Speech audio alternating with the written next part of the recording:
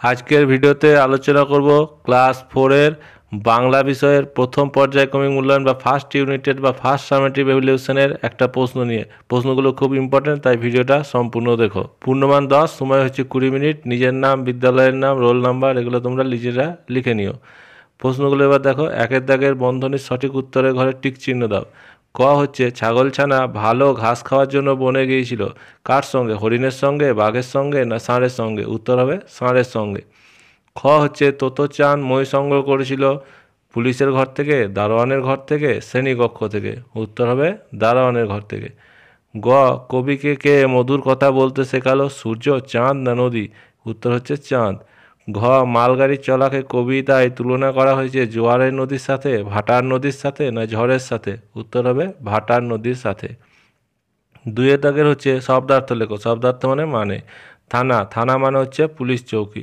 চমৎকার, চমৎকার মানে হচ্ছে সুন্দর। বারণ মানে হচ্ছে নিষেধ। তিনের দাগে লেখো বিপরীত শব্দ লেখো। বিরাট, বিরাটের বিপরীত হচ্ছে ক্ষুদ্র। ভারী বিপরীত হচ্ছে হালকা। প্রথমের বিপরীত হচ্ছে শেষ। তারপর চারের বাক্য রচনা করো। বিশ্রাম, পথিকটি গাছের তলায় বিশ্রাম করছে। খ রঙিন, দোলের দিন রঙিন জামা কাপড় পরতে হয়। 5 যেটি বেমানান শব্দ তার নিচে দাগ দাও।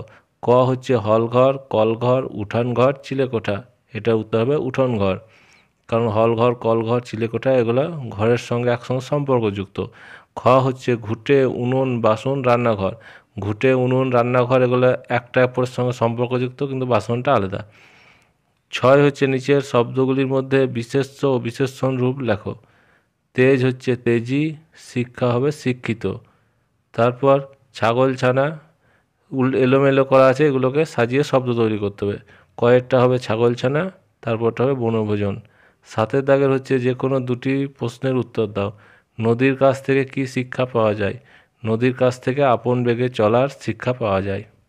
খ হচ্ছে শিয়ালের চিৎকার শুনে বাঘ কী করলো? আরও বেশি করে বাঘ ছুটতে লাগলো। আর লেখিকা ও তার সঙ্গীরা কোথা থেকে গঙ্গা মাটি জোগাড় করেছিল? লেখিকা ও তার সঙ্গীরা ছাদের কোণে ঘোলা জলের ট্যাঙ্ক থেকে গঙ্গা মাটি সংগ্রহ করেছিল। গ হচ্ছে লুসাই পাহাড়ের বনে কতক্ষণ অবধি সূর্য দেখা যায় না? এটা উত্তর হবে বেলা 9টা 10টার আগে সূর্য দেখা যাবে না।